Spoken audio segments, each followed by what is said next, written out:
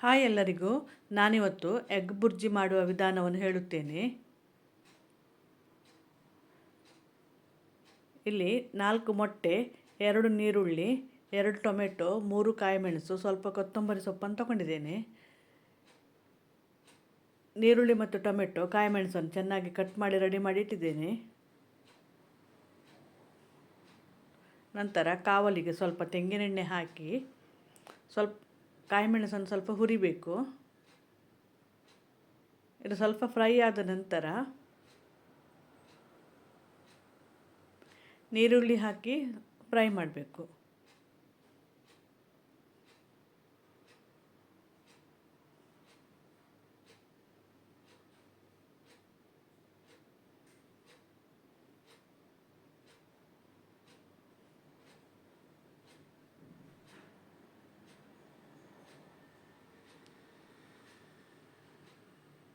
ಇದು ಅರ್ಧ ಫ್ರೈ ಆದ ನಂತರ ಕಟ್ ಮಾಡಿದ ಟೊಮೆಟೊ ಹಾಕಬೇಕು.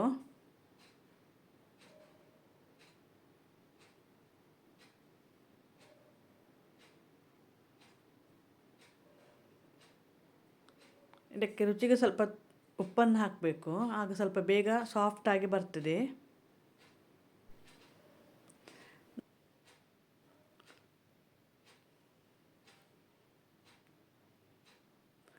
ನಂತರ 4 ಮೊಟ್ಟೆಯನ್ನು ಒಂದು ಗ್ಲಾಸಲ್ಲಿ ಹಾಕಿ ರೆಡಿ ಮಾಡಿ ಇಡ್ತೇನೆ ನಾನು.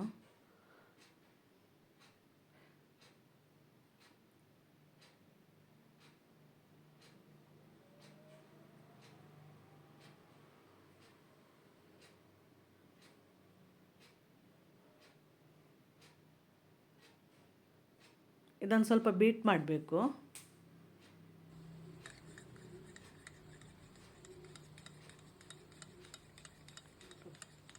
ಇಲ್ಲಿ ನೀರುಳ್ಳಿ ಮತ್ತು ಟೊಮೆಟೊ ಸಾಫ್ಟಾಗಿ ಬಂದಿದೆ. ಈಗ ಇದಕ್ಕೆ ಮೊಟ್ಟೆ ಹಾಕಬೇಕು. ನಂತರ ರುಚಿಗೆ ತಕ್ಕಷ್ಟು ಉಪ್ಪು ಮತ್ತು ಮೆಣಸಿನ ಹುಡಿ ಹಾಕಬೇಕು. ನಾನಿಲ್ಲಿ ಮೊದಲಿಗೆ ಸ್ವಲ್ಪ ಉಪ್ಪು ಹಾಕಿದ್ದೇನೆ.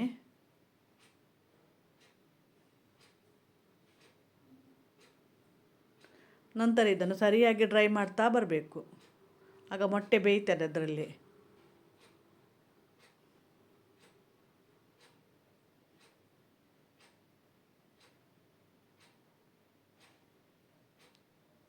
ಇದು ಸ್ವಲ್ಪ ಬೆಂದ ನಂತರ ಇದಕ್ಕೆ ಸ್ವಲ್ಪ ಕಟ್ ಮಾಡಿದ ಕೊತ್ತಂಬರಿ ಸೊಪ್ಪು ಹಾಕಬೇಕು.